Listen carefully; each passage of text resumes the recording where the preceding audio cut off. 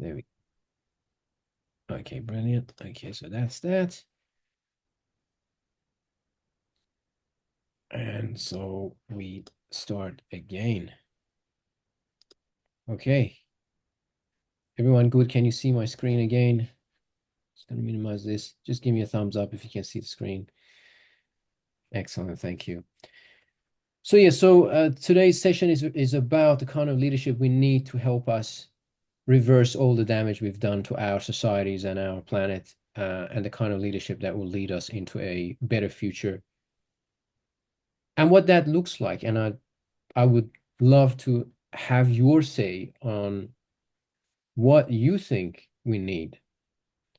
And so the question I'm going to pose to you is, before we begin, I want to acknowledge make an acknowledgement of country. I am in the Ngunnawal land here in the ACT Canberra. So I'd like to acknowledge elders past, present, and emerging, and welcoming you from your country, many of which is, I think, you are on Gadigal land, where I used to be. And I want to also pay tribute to an inspirational figure in my life. I met a doctor back in 2006. Actually, he was visiting Australia, Dr. Tetsu Nakamura.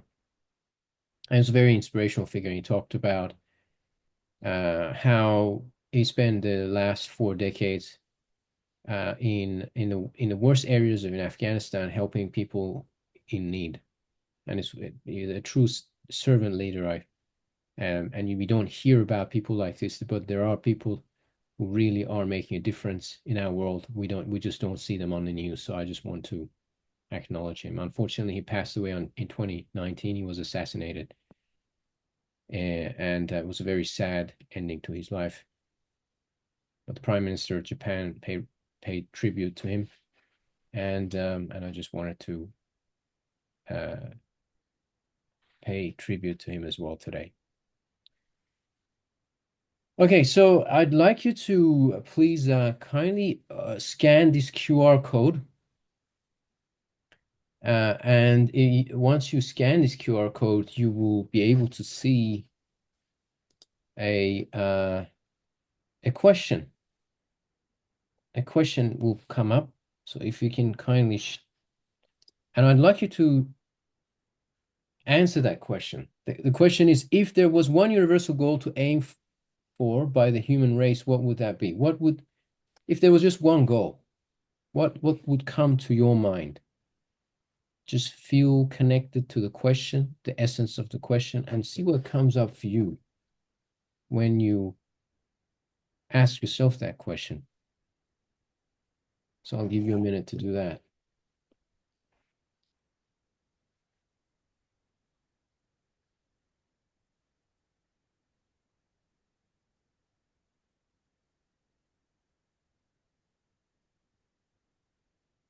In fact, I will do it myself so that I can see the answers.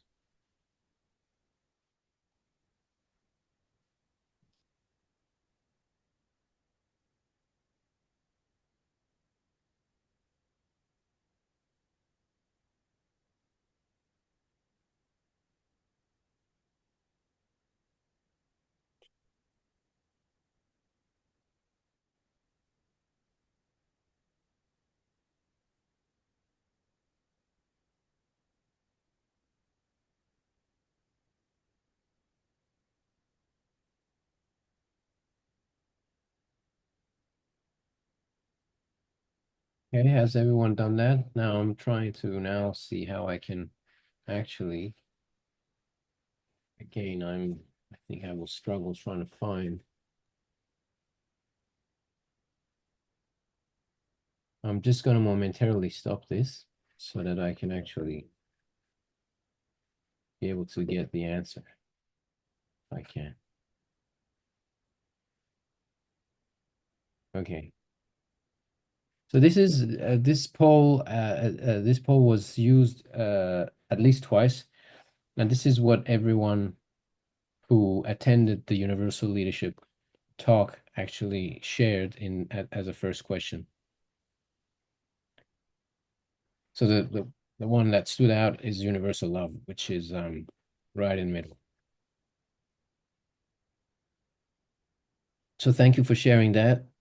And other responses are eliminating injustice and ecological society, saving our planet, enlightenment, stop human-made global destruction, advancement, social transformation, world peace, AI for good, and service and things like that. So everything is you see here probably is not the focus of our global leadership at the moment, but you get the picture of what I guess at least everyone who's been coming to these sessions thinks. Yeah. So thank you for submitting your answer. So now the next question is, what qualities would a universal leader possess to lead themselves, others, and the world towards that goal? So what qualities would a universal leader possess to lead themselves, others, and the world towards that goal? So have a think about what qualities one would need to possess to achieve that goal. So actually, I might need to just go back and bear with me, because you might not be seeing that question yet. Am I correct? So we got to take it to the next question. Oops. Okay. Can you see the question now?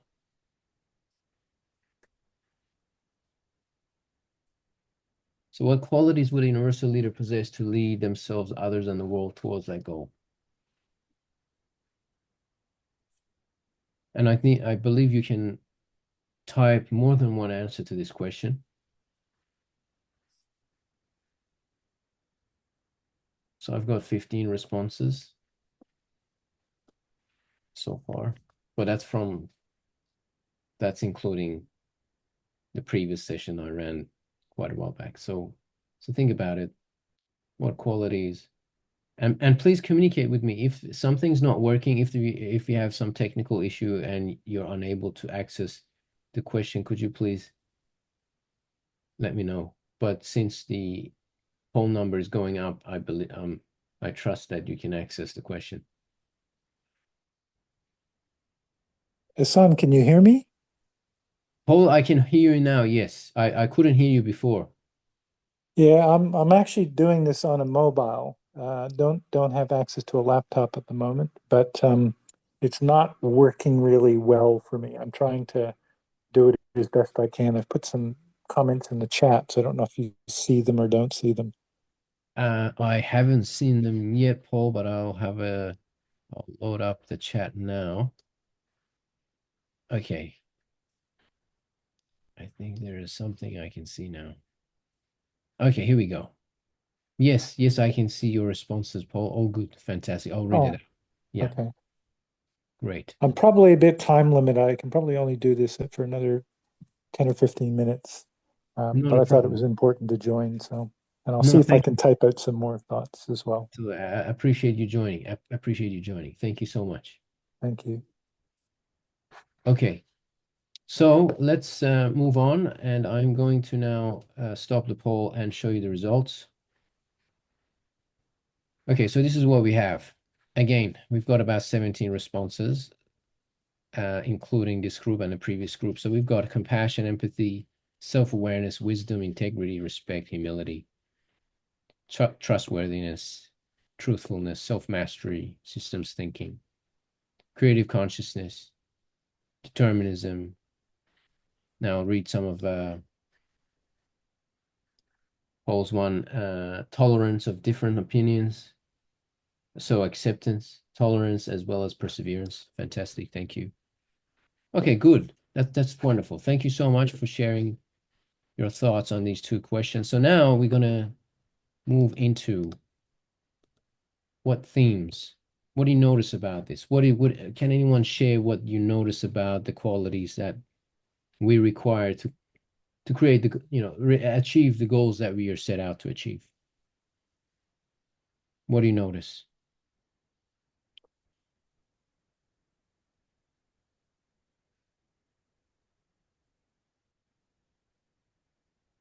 Is there a common theme?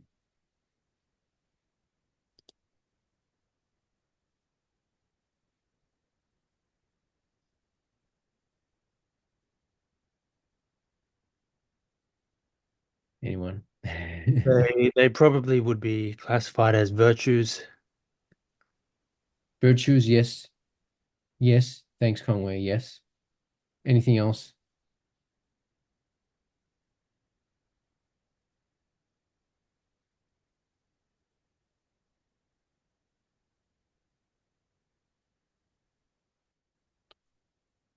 I just put one in the chat. One of the things about a lot of those attributes of people is um, they're very difficult to teach. Hmm. Um, like you, you can teach somebody project management, you can teach somebody calculus. Um, Teaching somebody, someone perseverance, Yes.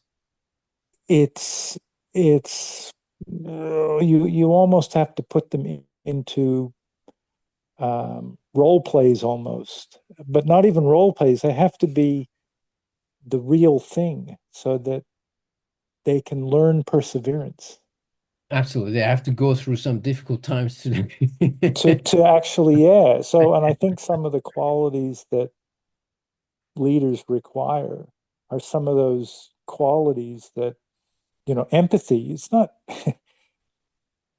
It's hard to teach empathy. Yes.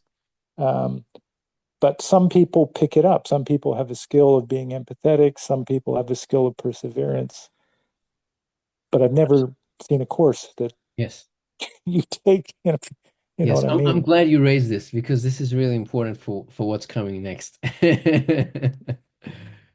Absolutely. So many of these skills are not the kind of knowledge-based skills you just learn. It's like project management. It's not set of processes or content that you can learn and suddenly become resilient or have perseverance or have high level of self-awareness. That tool Or just empathy, or or yeah. empathy or compassion. All of these things that we looked at, they're not just you can't go sit in a class and then come out the other, at the end of the course or a degree and then have those skills readily available.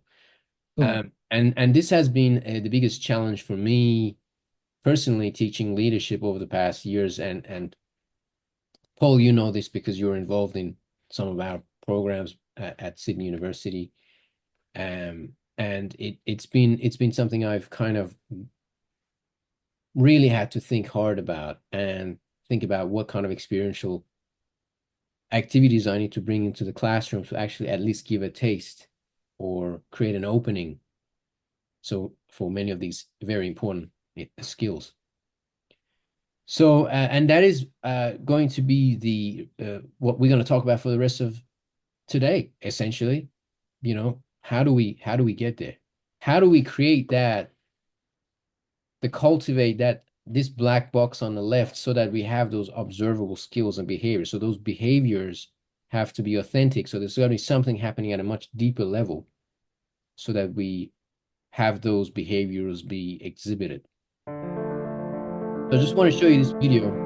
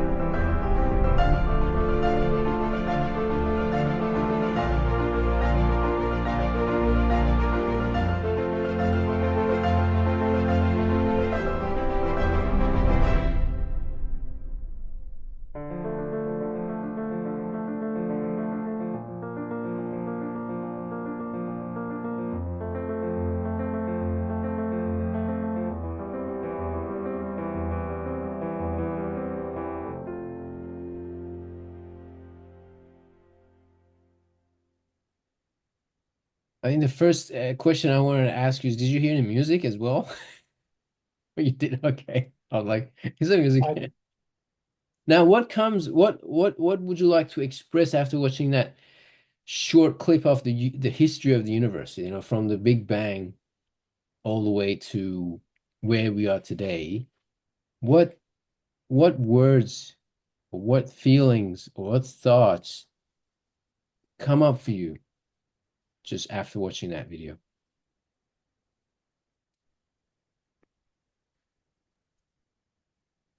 It's pretty awe-inspiring just to see how much has happened just for us to be here.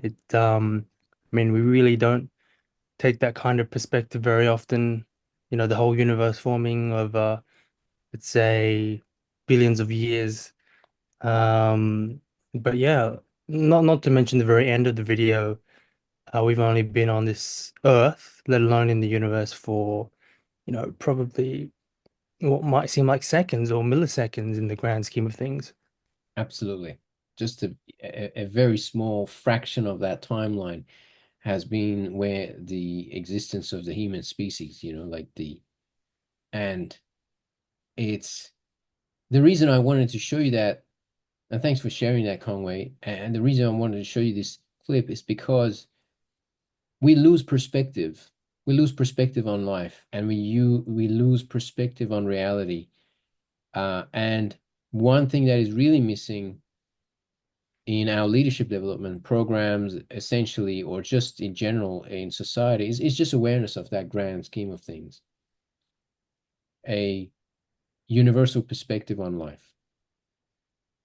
And this is one element of a universal leadership mindset, is to actually go back and say, okay, where did we come from?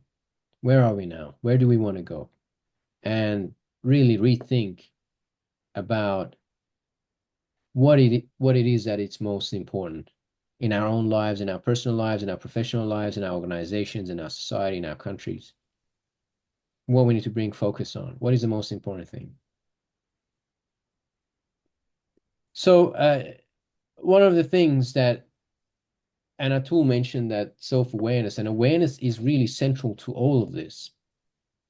Awareness is where we actually need to start in order to actually get anywhere, whether it's about awareness of ourselves, our strength, weaknesses, biases, how we function, what makes us tick, what motivates us, our own values, whether it's others, to cultivate that empathy, to really be aware of others, to be able to cultivate empathy. We first need awareness to understand world's complex problems, whether problems in our own lives or global problems. We need to have awareness.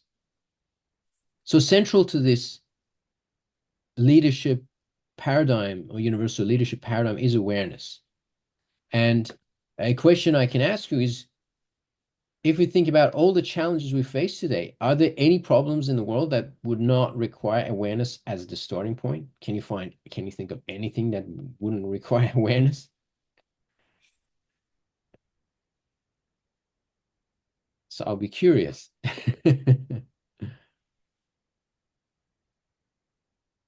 And why don't we talk more about this? Why don't we talk about how important awareness is? And this was kind of the question I was thinking, is like, we talk awareness, we talk about self-awareness, we talk about social awareness. And, if you're familiar with Daniel Goleman's emotional intelligence framework, you would know it, starting point is self-awareness that leads to self-management, and self-awareness leads to social awareness, and ultimately then relationship management, which is leadership. So it's not a new concept I'm presenting to you. I mean, it's been out there for several decades from emotional intelligence literature, but I'm talking about awareness in a much more broader sense. Awareness of ourselves, others, and the planet, and deepening that awareness. How do we deepen and strengthen that awareness, and what tools can we use to do that? So there's a framework that I worked on a number of years ago, and I published in 2021. That is called the OWL Leadership Framework. OWL, pronounced owl as the owl, the animal owl. And essentially, it's the wise leadership framework that I've put together, which is about awareness, how we pay attention, acceptance, understanding, and leadership. And that's in that sequence, but it's circular, it's not just linear. So awareness is paying attention with a sense of awareness, acknowledgement, and acceptance.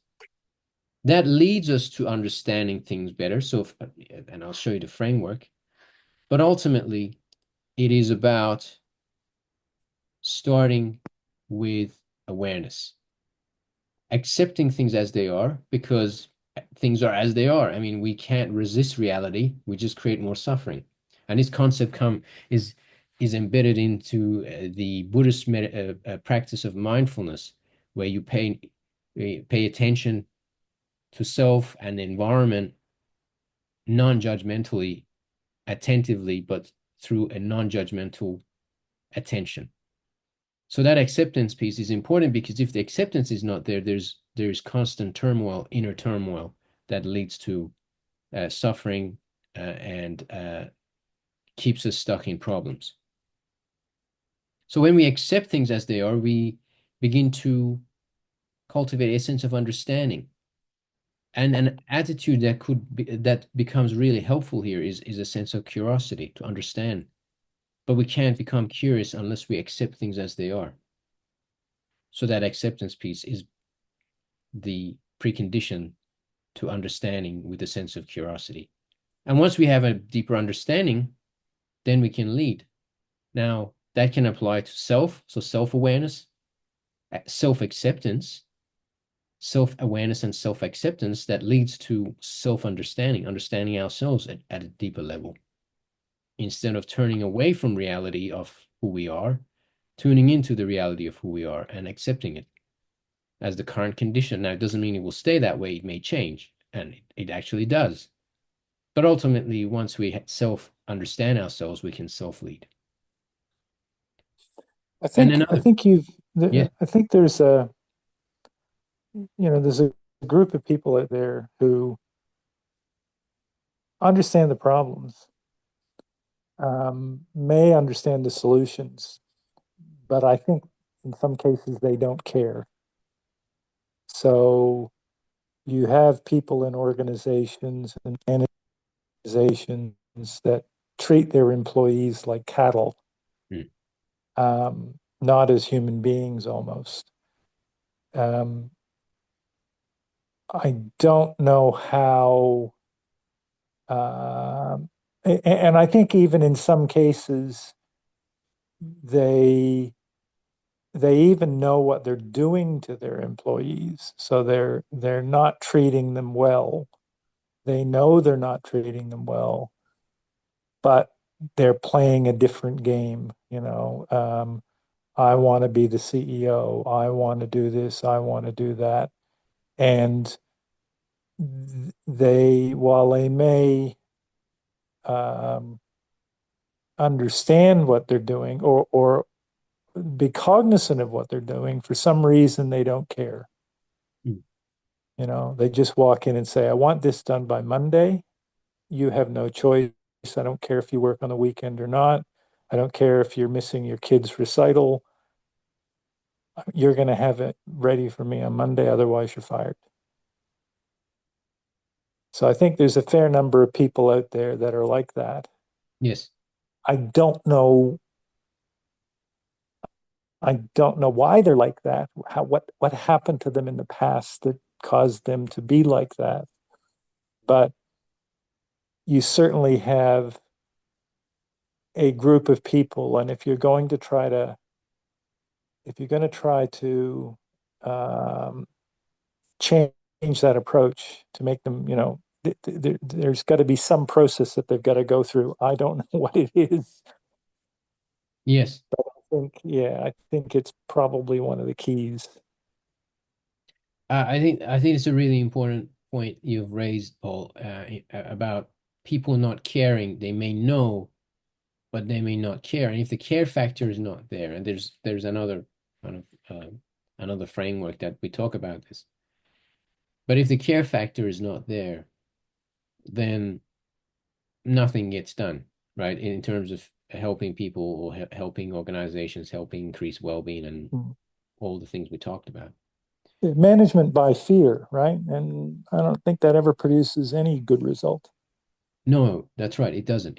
Sometimes they're short-term results, but they're not never long-term or sustainable positive outcomes. So essentially, in that domain, and it's an important one, there needs to be a willingness, and if the willingness, and it's we get into a very deep philosophical debate here about not being able to see. So someone like that is not aware, not able to see, unable to see their impact on others, their impact on others' families, their impact on society. So there is a lack of awareness. And because there is a lack of awareness, there's a lack of care. So it's impossible to have deeper levels of awareness and understanding and not have compassion and care.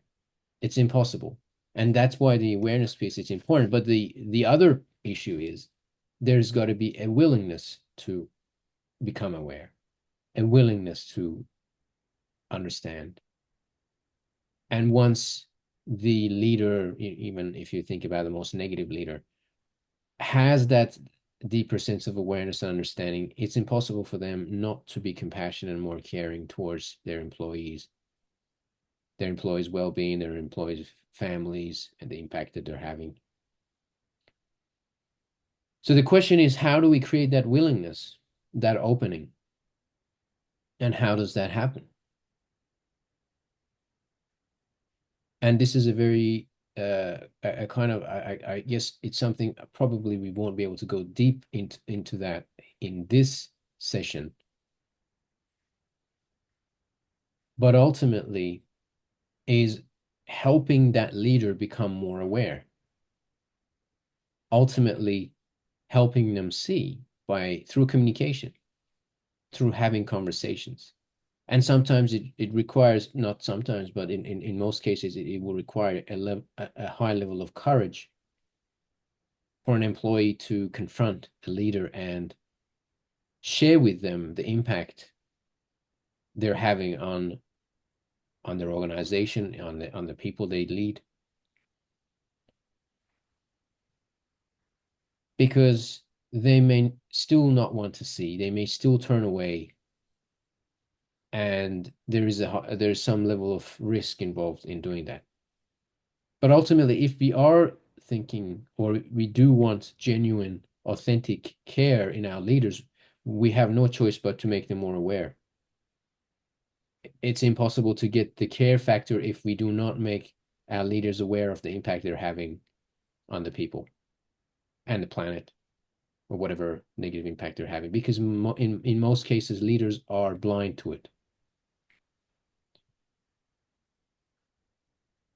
In one of the books by Daniel Goleman, he talks about the CEO effect. I think something it's called around the CEO disease. Sorry, it's called the CEO disease, where no one approaches the leader to tell them what the issues are or the impact they're having, because everyone's afraid. So the leader kind of remains in the darkness, having no awareness and understanding of their impact.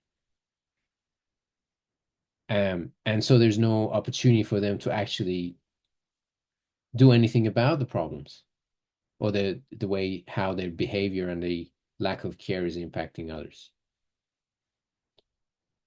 So I hope that kind of shed some light onto your question, Paul. And ultimately, it is, how do we make our leaders more aware?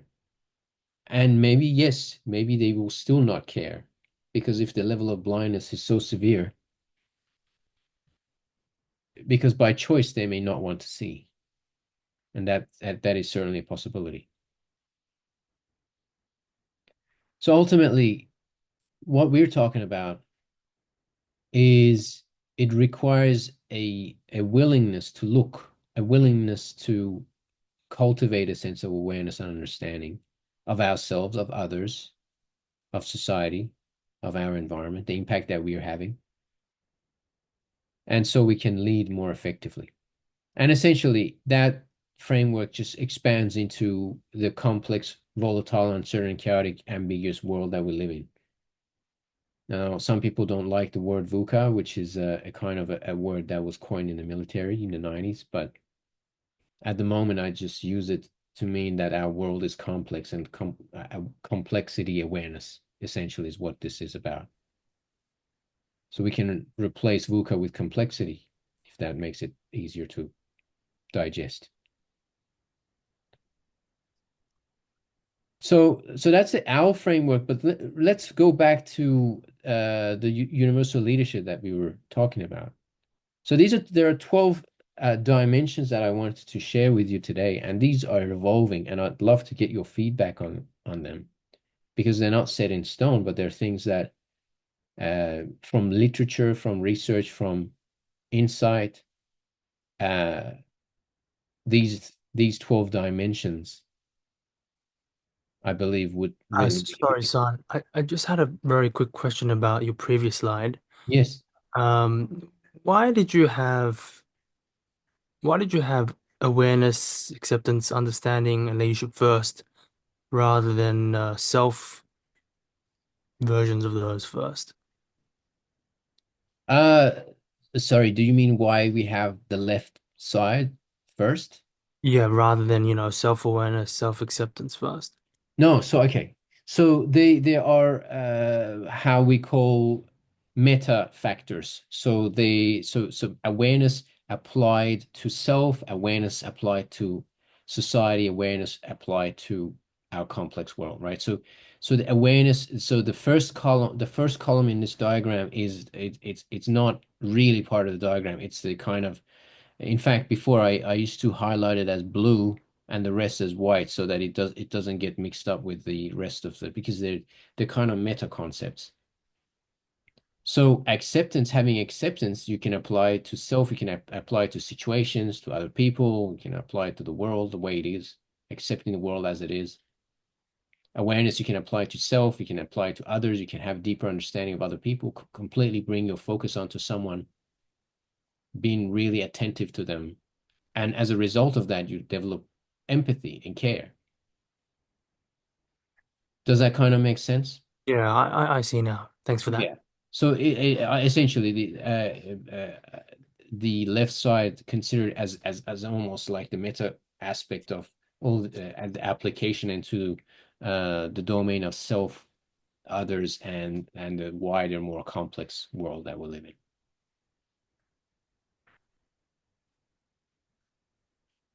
So the 12 dimensions, and thanks for that question, Conway. Um, the 12 dimensions that I'd like to share with you start with awareness again, deeply present and aware. So cultivation of presence or awareness or mindfulness, the different terms pointing to the same practice or concept. Holding space incorporates acceptance. Holding space, allowing things to be as they are, doesn't mean it, and some people might think, oh, it then becomes like a sense of complacency. Not at all. It's an empowering state. By holding space for things as they are, is facing reality head on rather than resisting, turning away from reality, saying, okay, it is as it is. What can we do about it now? So that's the kind of holding space that we're talking about for ourselves, for others, for the world. Being connected to the whole, being connected to life, not just concepts about who I am or who I think I am or who my group is or what life is, but actually being very deeply connected to the whole. So recognizing interconnectedness is part of that. Mirroring the universe, that's a deeper concept, which is around, have we lost connection with nature? How does the universe work? Why are we not aligning ourselves with natural laws? So mirroring nature, mirroring the universe. And one aspect which may seem very esoteric to you is the universe allows things to be. So why don't we? Lives in surrender. It's again the concept of acceptance is incorporated in there. And some people may get triggered by the word surrender. I don't mean surrender in the term of surrendering and giving up, but surrendering is acceptance of the moment as it is. And these concepts you can find also in deep spiritual traditions and religions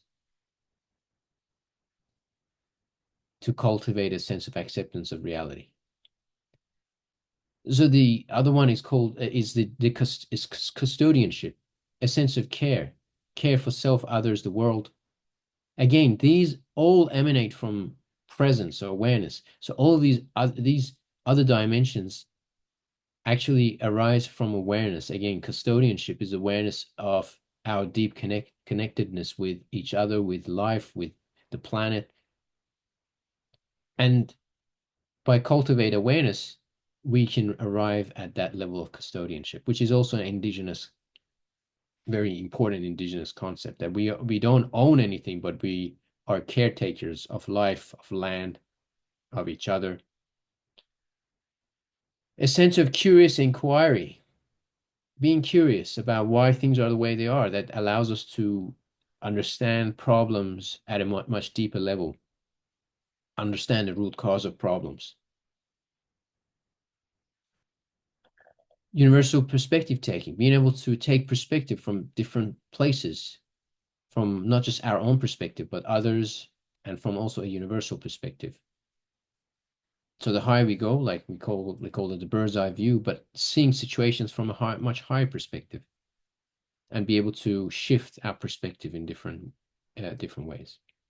Systems thinking, being able to see again how cause and effect takes place, makes us also become more responsible and seeing how we can influence things. Authentic and aligned with reality, again, tuning into reality rather than turning away from it, in tune with nature, and responsibility and agency. So these are the 12 dimensions.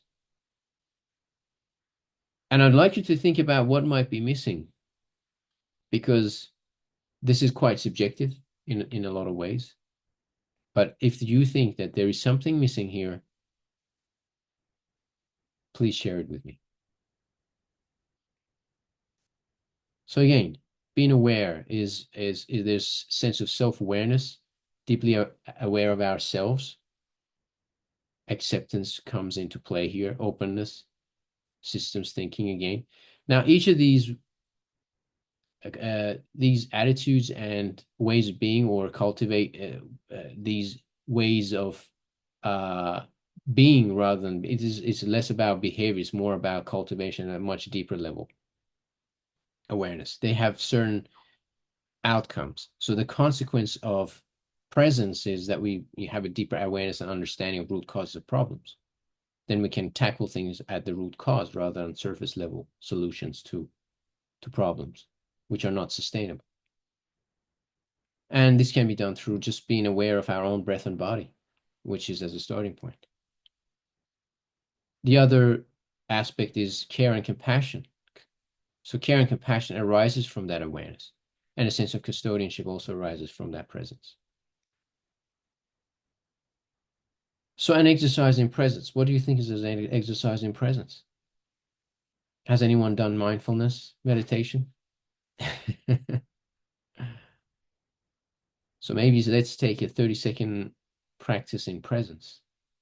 So you may like to close your eyes for a few seconds and just bring your attention onto your breath and body, just sensing the breath, sensing the body, and just allowing your attention to rest in the present moment. And just feel the sensation of the breath, the inhalation and the exhalation. Just feel the breath, following the breath into the body and outside. Inhalation and exhalation. Feeling the coolness of the air as you breathe in and the warmth of the air as you breathe out, just sensing it. Now, this very simple practice of paying attention to the breath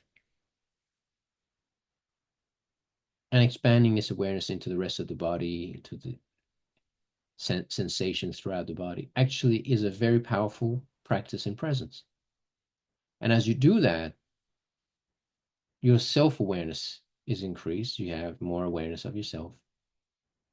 And that leads also to self-management. You can manage stress and anxiety more effectively. You can understand how your mind is working. And there's a sense of space and detachment from the awareness and the experience.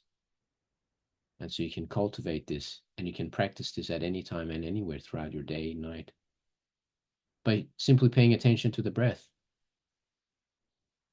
paying attention to the breath and sensations within the body. And as you do that, you gain a deeper insight into the nature of life, nature of reality, because you're not lost in thoughts anymore, or mental concepts of the world or yourself or others. Because everything else besides the reality of the present moment is just memories and imagination and mental concepts and belief systems, none of which is anything close to reality. So by being present with the breath and body, you're actually one step closer to reality. So why not practice it more often? So that's one way to do it. A sense of curiosity. Now, how do we cultivate curiosity? Again, noticing how the mind judges and becoming curious, intentionally curious, and asking questions, powerful questions. Why is it the way it is? But this why is not a critical why, it's a curious why, just a sense of curiosity. Why did I do that? What made me do that? Or what made that person do what they do? Or why? So the curiosity allows us to go deeper into understanding the root cause of irrational behavior, why there's certain problems in the world, why we behave a certain way or others behave a certain way. We can only discover the answers through curious inquiry. And that's why it's so important for us to cultivate a sense of curiosity. And it's coupled with awareness and presence, and that leads us to deeper understanding. Connected to the whole is another one. Now, there's a declaration that I make quite often, that everything's part of me and I'm part of all. And it's not a belief system, it's a realization.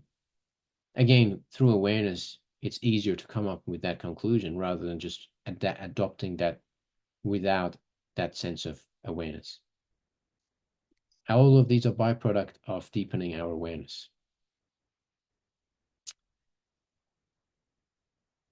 And again, being connected to the whole, and this goes back to Paul's question earlier, we develop an authentic, natural, deep sense of care for people and the planet, each other, ourselves, others, the world. There's no separation. So when we see everything as part of us and we part of everything, then the care, the sense of care for the whole, which includes us, there's no sacrifice. It's not about self-sacrificing, and it's not about sacrificing others for ourselves. So these extreme ends of the spectrum where there's sacrificing self for others, and then deep sense of selfishness that someone was willing to compromise the well-being of another for their own benefit. So these are extreme poles. What becomes a sense of care for everything, including self and others and the planet. But that sense of deep connectedness to the whole is required for that. And that leads to that unconditional care, unconditional love, what you can call it.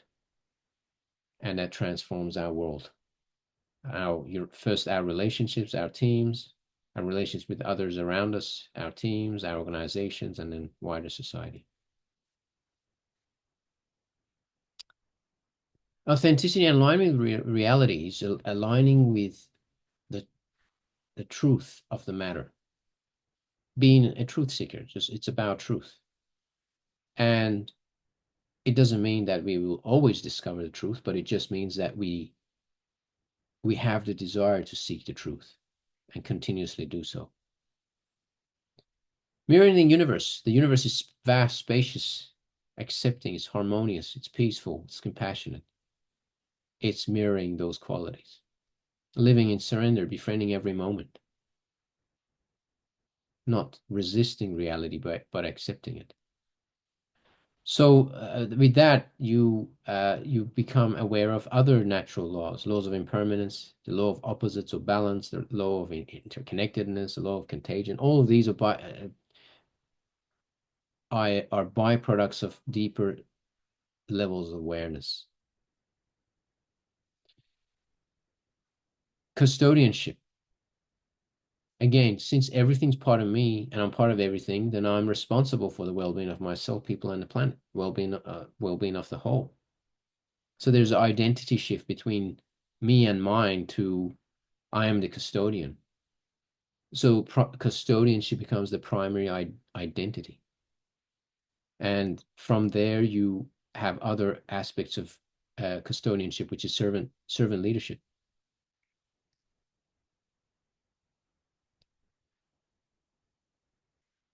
So consequences of actually being or cultivating universal leadership leads to high levels of well-being and effectiveness for ourselves, for others, our world, our planet.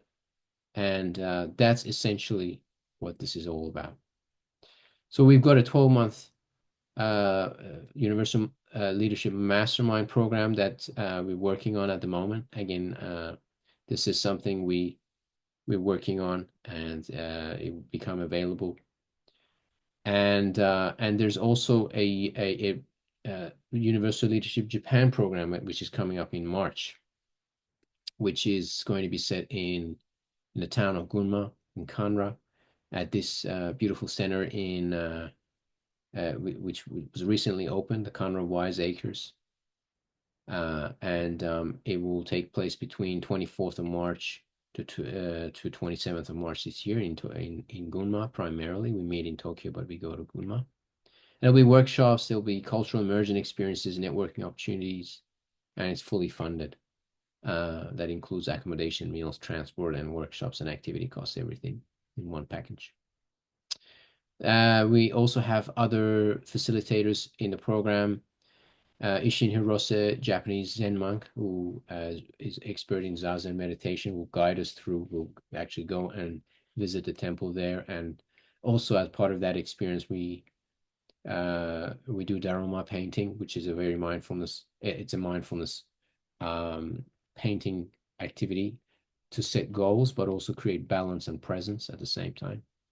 So Dr. Margaret Maloney, a very dear friend of mine and a great colleague who we taught leadership at UCLA for several years, and she's taught it even for longer than myself, but she's a scholar of Buddhism. And we will go deeper into the concepts of impermanence with her and resilience and application of mindfulness and compassion in leadership.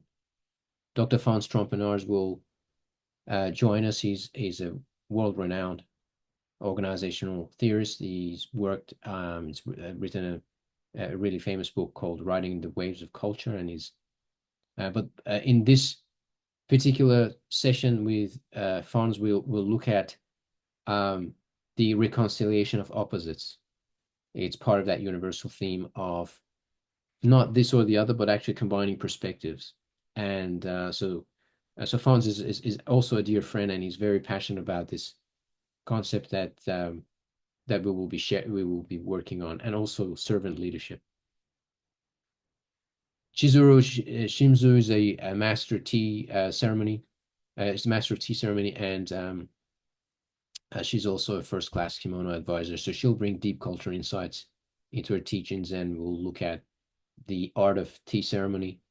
And also as part of that, we'll look at many other Japanese philosophies like Ikigai, Zazen, obviously, Kaizen, Wabi Sabi, which is appreciation of imperfection in things. So there are different Japanese philosophies that will be incorporated here.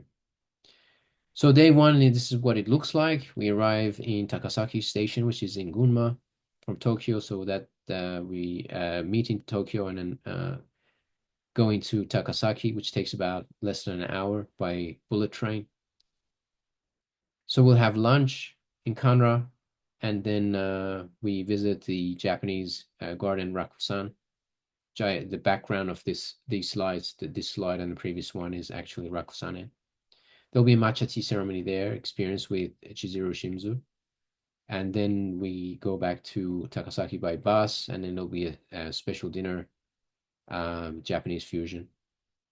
We transfer from the hotel back to by taxi. We'll go back and check into the hotel, just rest for the rest of the night and spend some time in presence. So next day, again, we'll have breakfast, and then we'll move into a session with presence and compassion with myself and Dr. Maloney. And she'll be joining us from California, so she'll Zoom with us. Then we'll move to Shojin, the Jigenin Temple by bus. There'll be lunch there, and then there'll be some free time. And then we'll do some meditation with Ishin Hirose in the afternoon, followed by Daruma painting, and then we'll go back to the hotel and have dinner there. Day 3, we have breakfast, and we'll look at Japanese philosophies and leadership. We'll run that session. We'll have an executive lunch, and then we'll move to visit the globally renowned woodwork artist Kenji Suda's workshop. And Kenji's work is around wabi-sabi, woodwork with wabi-sabi, so imperfection. So you'll gain insight into the philosophy of wabi-sabi. And then we'll have a session with Fons on servant leadership from 3:30 to 5:30. And then we'll end the evening with some meditation and integration of retreat. And then we'll have dinner at the restaurant, and then we'll rest. The next day, of course, we'll have our final day where we just have breakfast. We'll do a debrief of the retreat, followed by final meditation. And then we'll move back to Tokyo and have lunch there, and with an afternoon sightseeing experience. So that's the program outline. And that will be happening in March. So if you're interested, please I'm just going to skip some of these. Please feel free to, because we only have 2 minutes, please feel free to scan that QR code and complete the expression of interest. You might need to scroll down the page to find that. And then we'll get back in touch with you once we receive your expression of interest. Other than that, we also have the universal leadership community that we're trying to build around these concepts. So feel free to go to that QR code or that short link and sign up to that community so that we can share with you additional resources. And that's it for today, this evening. Thank you for joining. If you have any questions, please feel free to share your insights, comments, or anything you'd like to share today. Really grateful to have you join us today and take an hour of your evening to join us. Thank you. Thank you, Hassan. Thank you, Josephine. Good to see you. Got to catch up soon. Thanks, Hassan. Thanks, Conway. Thanks, Atul. Thanks, Susan. Thanks for your time. It was quite good. First time I saw the entire framework, so that's good that you presented that. Yes, and thanks for coming today, Atul, on short notice. But great to have you.